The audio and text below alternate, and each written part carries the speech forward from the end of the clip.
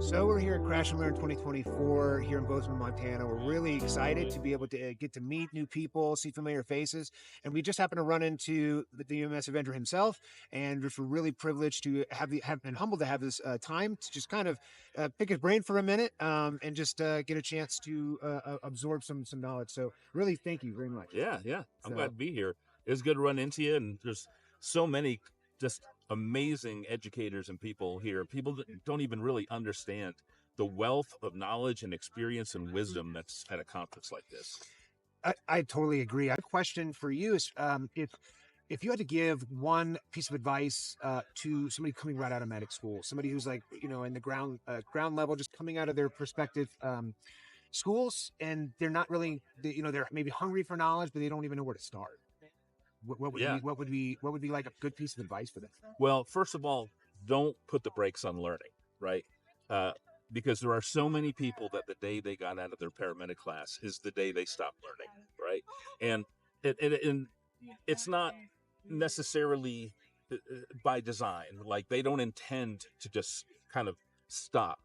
But there's some people that don't know where to go to keep that spark alive. They don't know what's out there. I didn't know what was out there for a long time. I didn't know about the critical care community and about the online education community or anything, or that there were courses out there that you could take, whether free or discounted or otherwise. So the first thing that you should do when you get out of paramedic school is get into some sort of critical care course.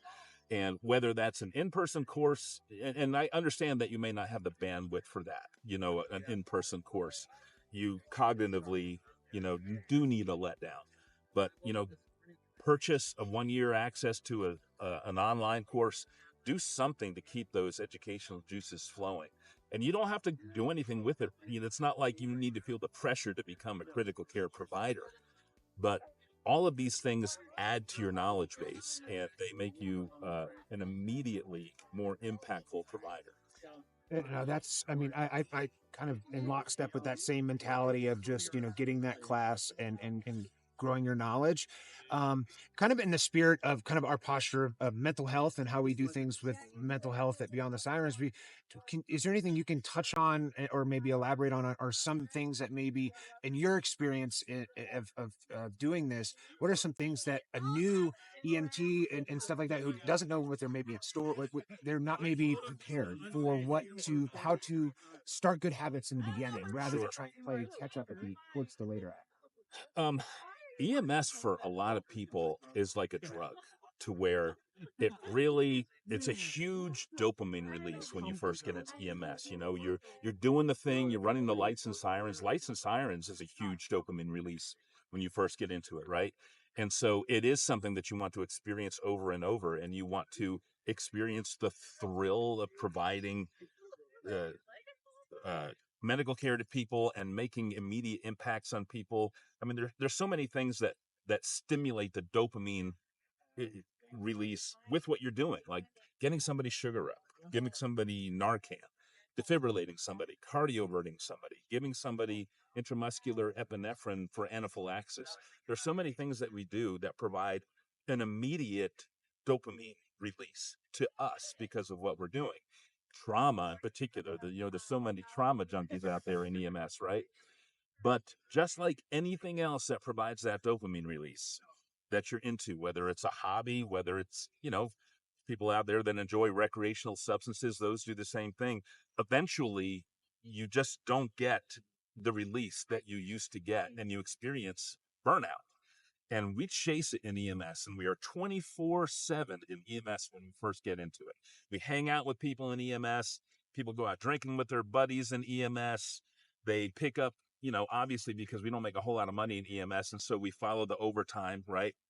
And so we are all EMS all the time.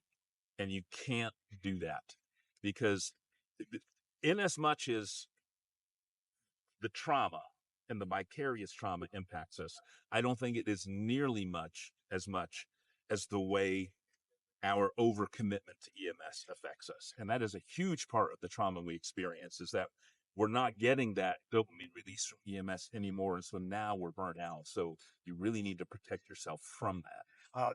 That's actually a good way of looking at it because I guess one final thing, that's something that I just wanted to ask a fellow educator is what what is something that you would like to see, um, the next generation of educators, like what is something we'd like to see us getting better at, or improvement within, improvement within ourselves as educators? So what is something like, one thing that you can see that we can strive to work on as educators? Uh, the classroom is a dead zone as far as learning goes. You know, a classroom is where true learners go to die. There's not a lot of things that happen in a classroom that excite people about education. And so an educator really needs to find a way to get people where they are, you know, and which is one reason I like TikTok, because I got on TikTok because I was like, there are thousands of EMS providers across the country that are just scrolling on this thing all day. You know, and if I could sneak a minute of evidence-based medicine in there, I think I could make an impact. There are training officers that exist in services across the country that don't understand that there is a bathroom in there that has 7 stalls in your EMS station, if it's like a big station. And there's people sitting there for 10 to 15 minutes at a time, and you could be putting something on the stall door. Yeah. You know, there are ways to get things in front of people that you're not thinking about, Oh yeah. you know? Yeah, that's a good idea. Yeah. So all great things. Really grateful. Thank you for your time. I really appreciate it. We're excited to get a chance to meet, other new faces, and just engage in some, more learning, and embracing, the evidence-based medicine, and just, being an apex clinician, as we like to say, is where you just leave your ego at the door, be open to new ideas, new concepts, so that you can get better as a clinician, which ultimately downstream affects your patients. So stay tuned, and we'll keep you updated for Bozeman, Montana's Crash and Learn 2024. See y'all later.